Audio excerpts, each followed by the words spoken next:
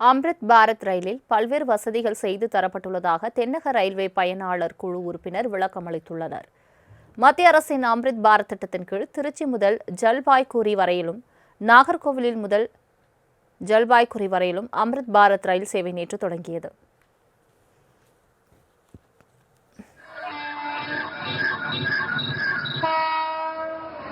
ये ट्रेन चल रहे हैं न्यू जलपाईगुड़ी से नागरकोइल तक, न्यू जलपाईगुड़ी से Tiruchirappalli Amrit Bharat express, Alipurduar SMVT Bengaluru Amrit Bharat express, Alipurduar Mumbai Panvel Amrit Bharat express, Balurghat SMVT Bengaluru express, Radhikapur SMVT Bengaluru express, new Jalpaiguri Nagercoil.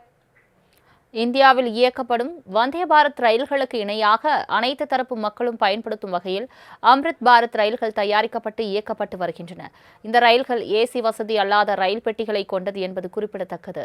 இதனிடையே தென்னக ரயில்வே பயனாளர் குழு உறுப்பினர் ஜாஃபர் அலி என்பவர் செய்தியாளர்களை சந்தித்தார். அப்போது அவர் தமிழகத்தில் முதல் அம்ரித் பாரத் ரயிலானது ஈரோடு முதல் பீகார் ஜோக்பானி இடையே இயக்கப்படுவதாகவும் இதில் ஒரே நேரத்தில் 1834 பேர் வரை பயணிக்கலாம் என்றும் தெரிவித்தார்.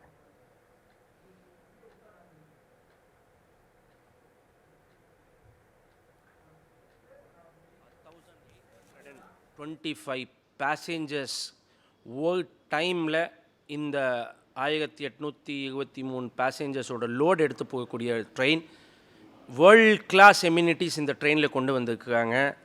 For example semi jug couplers, high improve suspension. தொடர்ந்து அவர் தமிழகம் மேற்கு வங்கம் இடையே புதிதாக 3 அம்ரித் பாரத் ரயில்களை இயக்குவதற்கு ரயில்வே வாரியம் ஒப்புதல் அளித்த நிலையில் தற்போதைக்கு ஜல்பாய்குரி திருச்சி நாகர்கோவில், ஜல்பாய்குரி தாம்பரம், சந்திரகாச்சி வரை ரயில் சேவை தொடங்கியதாக தெரிவித்தார். தென்னக ரயில்வே தமிழகத்திற்கு எதுவும் செய்யவில்லை என தமிழக அரசு கருத்து கூறி வருவது கண்டிக்கத்தக்கது என கூறிய ஜாஃபர் அலி, தமிழகத்திற்கு பல்வேறு நலத்திட்டங்களை தென்னக ரயில்வே செயல்படுத்தி வருவதாகவும் வருங்காலத்தில் அதிக ரயில்கள் இயக்கப்படும் என்றும் விளக்கம் அளித்தார்.